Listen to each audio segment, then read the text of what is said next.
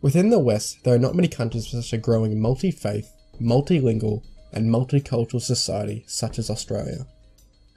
With 1 in 4 Australians born overseas, 1 in 5 able to speak a language other than English, and with population growth predominantly coming from immigration, it is no secret to say that Australia is very much a multicultural project. For many countries around the world, particularly in Europe, it is the view of many that an attempt at multiculturalism has failed. However, is this true in the case of Australia?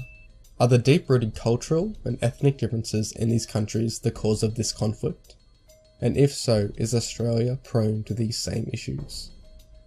Or does Australia's mostly modern culture and history mean that multiculturalism has been at the crux of the country's development? Although Australian multiculturalism has been most prominent in the period following World War II, it's important to remember that Australia was multicultural prior to European settlement. Out of all the Aboriginal cultures at the time, there were between 200 and 400 languages spoken, with around 150 still spoken today. The immigration of European settlers and the eventual colonisation formed the Anglo-Celtic cultural base for Australia. This is still reflected in the dominance of spoken English in the country, the democratic form of government, which forms the traditionally British Westminster and the American constitutional system, and the presence of Christianity as the dominant religion. Although the colonies were originally formed as a place for the banishment of prisoners, they became a cultural centre point, introducing English literature, Western art and music, as well as Judeo-Christian ethics and a religious base for the eventual expanding of the colony. The clash between Indigenous Australians and the European settlers may lend a point in the favour to the notion that multiculturalism is a failed venture.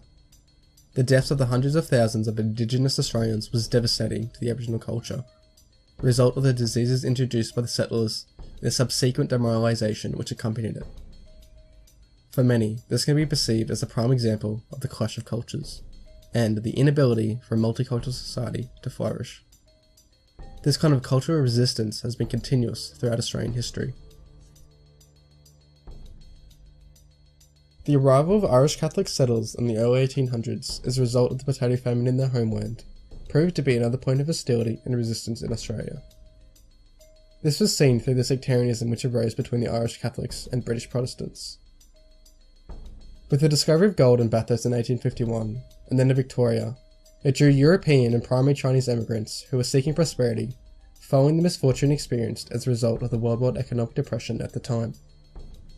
This presented a clash based on both a cultural and racial basis. The swathes of Chinese immigrants throughout the 19th century were met with institutionalised xenophobia.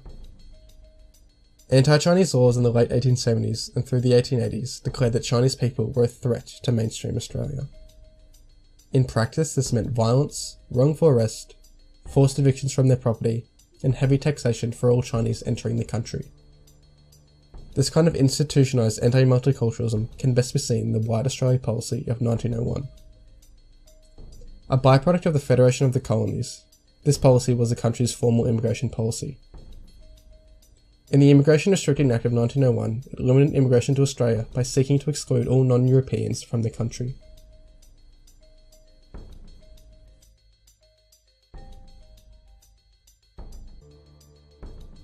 An example of this policy in action were the measures made affordable to immigration officers.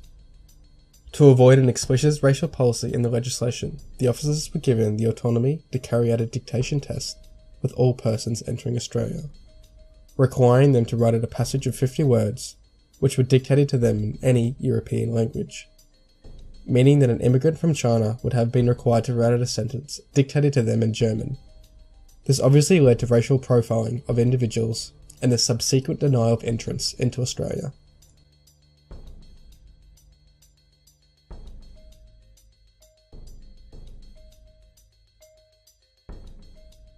The dictation test was the staple for Australian immigration policy until it was removed with the Migration Act of 1958, introducing a more universal system.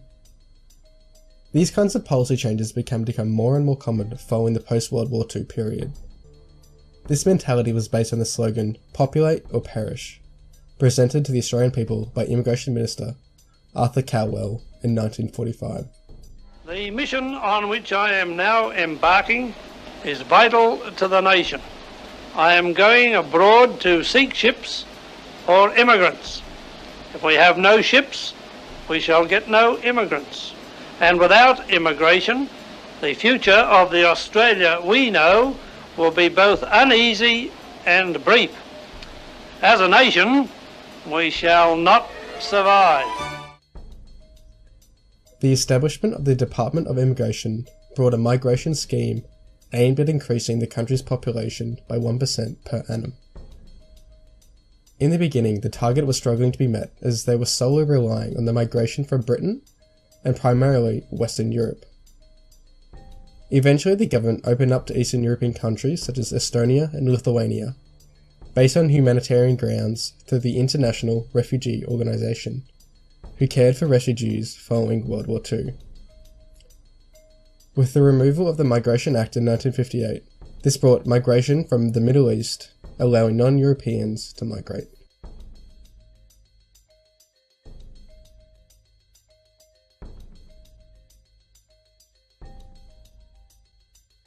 A formal end to the White Australia policy can be placed in 1973. The Gough-Whitlam Labor government implemented a series of amendments aimed at preventing the enforcement of an immigration policy based on racial aspects. These legislations stated that all migrants, regardless of their origin, were eligible for citizenship after 3 years of permanent residence, the ratification of all international agreements relating to immigration and race, and policy which disregarded race as a factor in selecting migrants for entry into Australia. In the next 30 years following the abolishment of the White Australia policy, the unprecedented influx of cultural diversity to Australia was heavily influenced by world events during the period. Primary examples of this was the fall of Saigon in 1975, prompting waves of immigration from Vietnam, and the Lebanese Civil War from 1975 to 1990. This, as well as many other events, including the spread of communism, meant that Australia became a point for refuge, and yet again a growing, prosperous nation, which welcomed those on the proviso that they had something to offer and would assimilate into its culture. This concept of assimilation is key to understanding the attitude towards the implementation of multiculturalism within Australia, particularly when looking at the political landscape over the last 25 years. From the response to all instances that has been outlined, a clear opposition in the ideology of mainstream Australian culture is evident from colonisation right through to a modern period. However, the question to ask is where this opposition comes from, and what kind of basis does this have in the critical analysis of multiculturalism? It's clear to see that these anti-multicultural attitudes can be characterised as xenophobic and chauvinistic in nature. Although these terms may hold some vitriol, their base draws from principal concerns relating to the economic costs due to job competition and the burdening of social services and education, increased crime rates due to poor socio-economic circumstances of some new arrivals, and the distortion of national identity. This kind of ideology is particularly unique in the case of Australia. The policy decisions made by the Australian governments and the attitudes of the populace can be described as nativism, the supporting of a favoured status for established inhabitants or migrants. Postulations by Australian philosopher Lachlan Chipman saw multiculturalism as an ideal which obscures the costs associated with social cohesion and unity.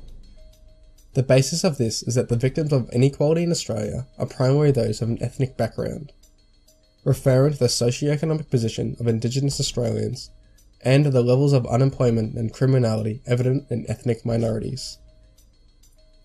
Ideas expressed by political ethologist Frank Salter form the talking points of most politicians running on an anti-immigration platform, as well as the ideologies of many Australians. His view is that the current model of multiculturalism in Australia excludes Australia's evident Anglo-Celtic majority. The social benefits of multiculturalism are well based in psychological research, as well as on a more practical level in terms of trade, organisations, and government. The obvious impacts such as food, art, and architecture, and ethnic diversity are also not to be overlooked. On an ethical basis, it also seeks to address issues such as human rights and racial discriminations in order to provide social cohesion. Multiculturalism has been one of the most important aspects of the fruition of a modern Australia.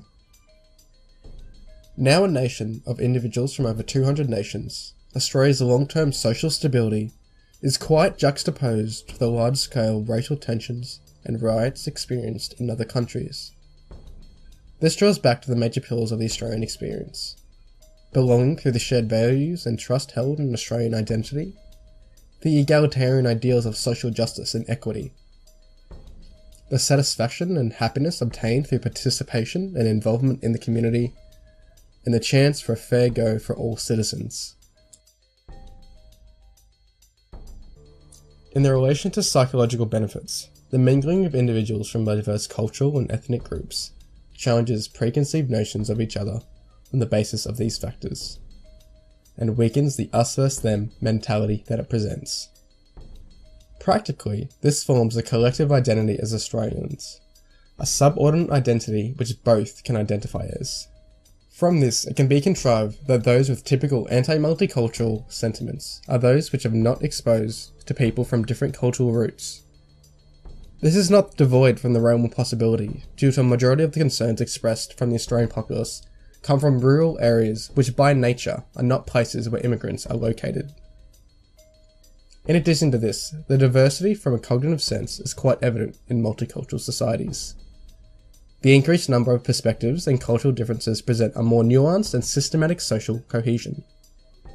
To quote research published by the American Psychological Association in 2011, the experience of social and cultural diversity may therefore not only help encourage greater egalitarianism in social attitudes and behaviours, but also have broader significance for the psychological well-being of individuals, groups, organisations, and social and political systems. Even though these widely recognised factors have been beneficial to Australian society, there still has been nationwide anti-multicultural sentiments, most evidently in political parties such as the One Nation Party, fronted by Pauline Hanson, the presence of politicians such as Cory Bernardi, and trending fringe organisations such as United Patriots Front. These factors illuminate the national conversations which have yet again come to the forefront, which have the essence of all prior forms of resistance to multiculturalism. In conclusion, I will leave you with a quote from South African social rights activist Desmond Tutu. "Differences are not intended to separate, to alienate. We are different precisely in order to realise our need for one another." Alright guys, thanks for watching. So all sources used in the video will be in the description, and if you are looking for a more well put together and more detailed summary of immigration and multiculturalism in Australia, I direct you to the book Australia's Second Chance by George Megalogenis. It's an interesting read on Australian politics and the impacts of immigration and multiculturalism on the economy, and was very much the inspiration for this video. So also please leave any feedback in the comments section. If any of you have any requests for future videos, please also leave them down below. Make sure to like, comment and subscribe as well.